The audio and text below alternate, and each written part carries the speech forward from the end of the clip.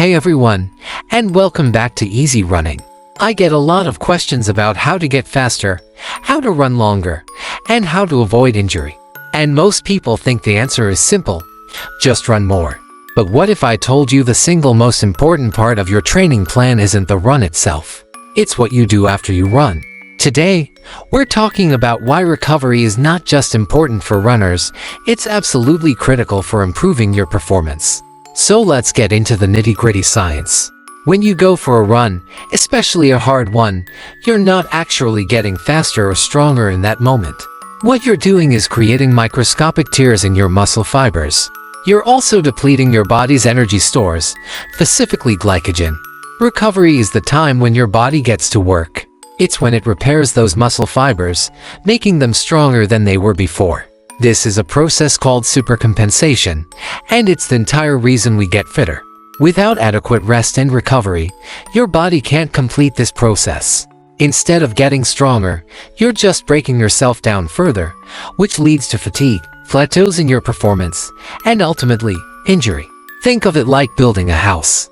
The hard workouts are like the demolition crew, tearing down the old structure to make way for a new one. But the recovery period, that's the construction crew, building a stronger foundation and a better house. You can't just keep tearing down without rebuilding. So now that you know why recovery is so important, let's talk about how to do it effectively. There are 4 main pillars of recovery that every runner should be focusing on.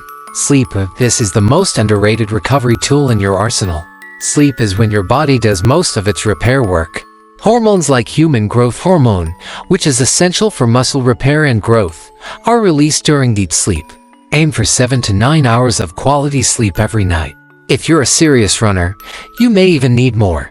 Don't skip sleep to squeeze in a run. It's a trade-off that will hurt you in the long run.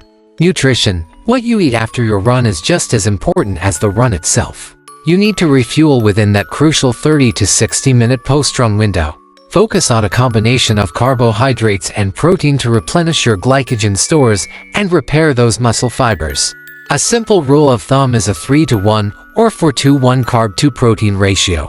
Think a glass of chocolate milk, a smoothie with protein powder and a banana, or a bagel with peanut butter. Active recovery. This doesn't mean you have to be completely sedentary on your rest days. In fact, gentle movement can be incredibly beneficial. An easy walk, a light bike ride, or some gentle stretching or yoga can increase blood flow to your muscles, helping to flush out metabolic waste and bring in fresh nutrients for repair. The key word here is easy. It should feel effortless. Listen to your body. This is the one that separates good runners from great ones. Learn to recognize the signs of overtraining.